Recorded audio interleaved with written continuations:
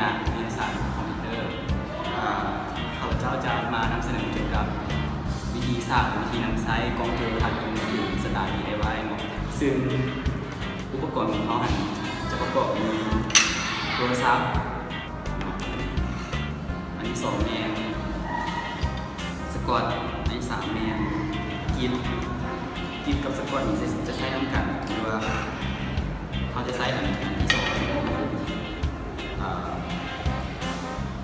ตัวโฟมที่มันจะตัวล้างถ้วยกับยามาหมักแล้วเขา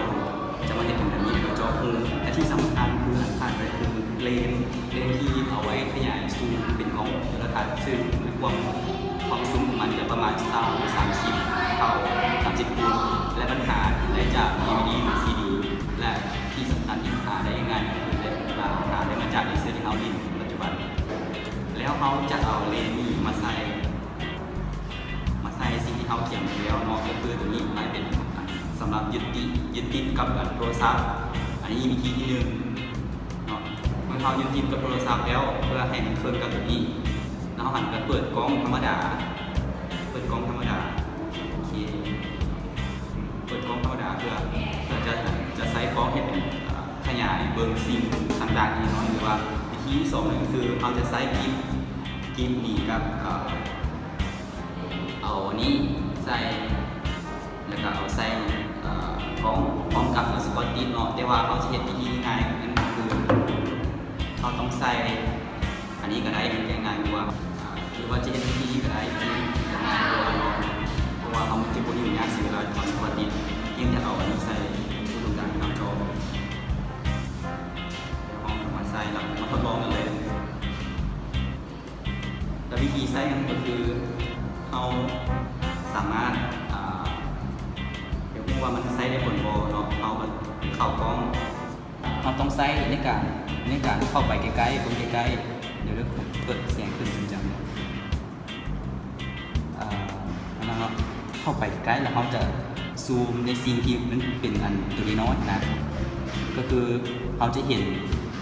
ซูมอันนิ้วมือเขาจะเห็นลายนิ้วมือแจ้งและชัดเจนขึ้นซึ่งเขาจะเอาไปใช้ในการไปซองเบิ้งเมงไม้น้อยที่ว่ามันเป็นตัวน้อยอยู่ในมอซอนี่สั้นเขาไปทดลองกันเลยเนาะ When I need motivation, my one solution is my queen, cause she stays strong. Yeah.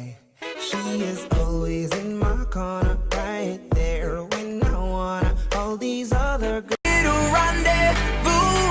If you like to do the things you know that we shouldn't do, then baby I'm That simple melody, that's how easy love can be. ABC's easy, it's like counting up to 3. Say you watch me bleed it till I can't breathe, shaking body onto my knees, and now that I'm without you. baby, don't call me your friend. If I hear that word again, you might move loud tonight. Can you hear my voice this time? This is my fight song.